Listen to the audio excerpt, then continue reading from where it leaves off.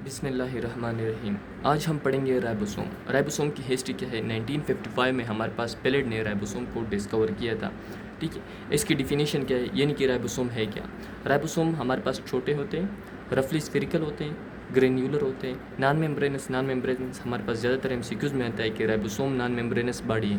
ठीक है, ये यूकैरियोटिक और प्रोकैरियोटिक सेल दोनों में प्रेजेंट होता है। हम ये भी कह सकते हैं RNA with protein containing body present in cytoplasm is called as ribosome. Ribosome का साइज़ कितना है, राइबोसोम का साइज़ है हमारे पास 20 नैनोमीटर, हमारे पास ये चौड़ा होता है डायमीटर में।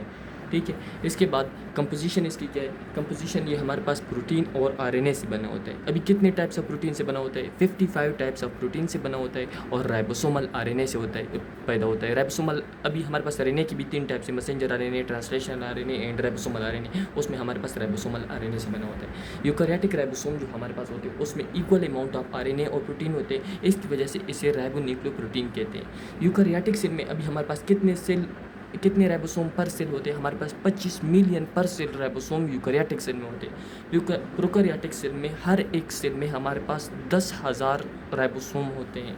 ठीक है, राइबोसोम हमारे पास अभी किधर पैदा होता है, राइबोसोम की पैदाइश किधर होती है, राइबोसोम का सोर्स क्या है। राइबोसोम हमारे पास न्यूक्लियोलस में पैदा होते हैं, जो हमारे पास न्यूक्लियस का एक हिस्सा है। न्यूक्लियस की अंदरूनी हिस्से जो डार्कर होता है उसे न्यूक्लियोलस कहते हैं, उसमें ये राइबोसोम पैदा होता है। ठीक है, हमारे पास फ्री राइबोसोम से जो प्रोटीन सिंथेसाइज होता है वो हमारे पास, उसका एग्जाम्पल है हमारे पास हेमोग्लोबिन, जो हमारे पास आरबीसी में प्रेजेंट होता है। ठीक है, अभी इसकी एग्जिस्टेंस क्या है, ये कितने तरीक़ों से ख़ुद को ज़ाहिर करता है। ये या तो रफ एंडोप्लाज्मिक रेटिकुलम के साथ अटैच होता है, जो हमने प्रीवियस लेक्चर में पढ़ा है, या हमारे पास साइटोसोल में फ्रीली डिस्पर्स होता है। ठीक है, अभी ये प्रोटीन सिंथेसिस में काम करता है, राइबोसोम हमारे पास प्रोटीन सिंथेसिस में काम करता है। ठीक है, प्रोटीन सिंथेसिस में ये हमारे पास मैसेंजर आरएनए के साथ अटैच होता है। ठीक है, अभी इसकी भी 2 टाइप्स है, एक मोनोसोम होता है, एक पॉलीसोम होता है। ठीक है, जब एक राइबोसोम हमारे पास मैसेंजर आरएनए के साथ अटैच होता है तो हम उसे क्या कहते हैं, मोनोसोम कहते हैं। जब ज़्यादा राइबोसोम हमारे पास मैसेंजर आरएनए के साथ अटैच होते हैं उसे क्या कहते हैं, पॉलीसोम। ठीक, अभी ये अटैच तो होते हैं, अब इसके ज़रिए हमारे पास बहुत ज़्यादा पॉलीपेप्टाइड बनते हैं बहुत कम वक्त में। ठीक, अभी इसमें 2 यूनिट होते हैं, एक इस तरह लार्जर सब यूनिट होता है, ठीक है, और एक हमारे पास स्मॉलर सब यूनिट होता है। जैसे अभी हम कहते हैं ये हमारे पास लार्जर सब यूनिट है, ये हमारे पास स्मॉलर सब यूनिट है। ठीक, ये एक केप को जाहिर करता है। ठीक है, लार्जर सब यूनिट डूम शेप, ठीक है, वो हमारे पास डूम शेप होता है, और स्मॉलर सब यूनिट हमारे पास केप शेप होता है। अभी ये डूम शेप हो गया। ठीक है, लार्जर सब यूनिट, अभी ये केप शेप है, केप हम ऊपर से पहनते हैं इस तरह, ये पेन का एक केप हो गया, हम ऊपर से पहनते हैं, ये केप हो गया स्मॉलर सब यूनिट, ये हम ऊपर से इस तरह पहनते हैं केप शेप, और ये डूम शेप हो गया, इस तरह गुम्बद की तरह निकला हुआ है ना, और ये केप शेप हो गया। ठीक, डूम लार्जर सब यूनिट हमारे पास डूम शेप है, ये Doom shape 34 types of protein से बना हुआ है, और स्मॉलर सब यूनिट हमारे पास ये केप शेप है। ठीक है, 21 टाइप्स ऑफ प्रोटीन से बना हुआ होता है। ठीक, अभी ये दोनों आपस में इस तरह मिल जाते हैं, टोटल हमारे पास कितने हो जाते हैं, 34 + 21 हमारे पास कितने बनते हैं, 51 टाइप्स ऑफ प्रोटीन बन जाते हैं।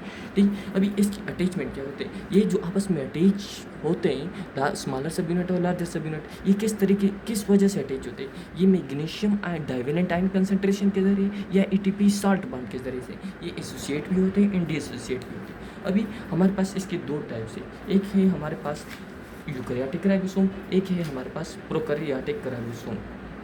ठीक है, इस यूकैरियोटिक राइबोसोम हमारे पास 80S होता है, जबकि प्रोकैरियोटिक राइबोसोम हमारे पास 70S होता है। अभी इसका मतलब क्या है, इस हमारे पास स्वीडबर्ग यूनिट को जाहिर करता है, सेडिमेंटेशन क्या होती है, height multiply by molecular weight.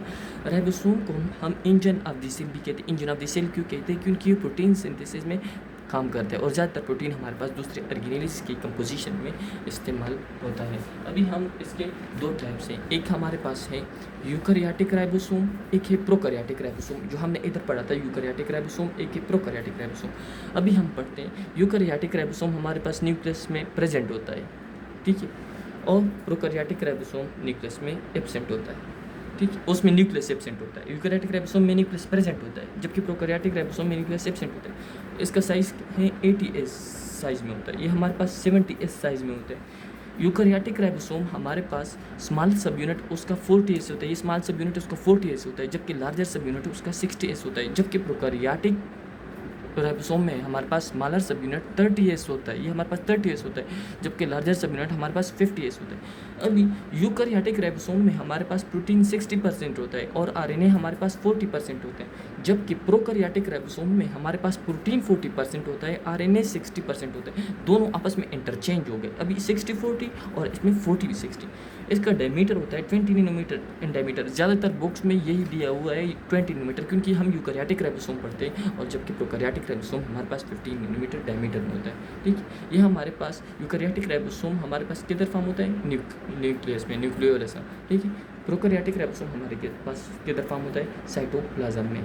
ठीक है, क्योंकि उधर न्यूक्लियस नहीं होता, न्यूक्लियस में मेम्ब्रेन बाउंड्री न्यूक्लियस तो प्रोकैरियोटिक सेल में नहीं होती, इसलिए हमारे पास ये साइटोप्लाज्म में पैदा होता है। माइटोकॉन्ड्रिया और क्लोरोप्लास्ट में, इसमें अलग से हमारे पास प्रोकैरियोट होते हैं, राइबोसोम होते हैं ना, ये हमारे पास प्रोकैरियोटिक कार्यजन है। 70S राइबोसोम इनमें होते हैं। 70S हमारे पास किस में, प्रोकैरियोटिक राइबोसोम है। ठीक है, जहाँ पर राइबोसोम अटैच होती है उधर क्या होता है, उधर हमारे पास प्रोसेस ऑफ ट्रांसलेशन शुरू होता है। राइबोसोम हमारे पास प्रोटीन सिंथेसिस में काम करता है, किसके ज़रिए, मैसेंजर और ट्रांसलेशनल आरएनए के ज़रिए से। ये हमारे पास राइबोसोम का फंक्शन भी हो गया।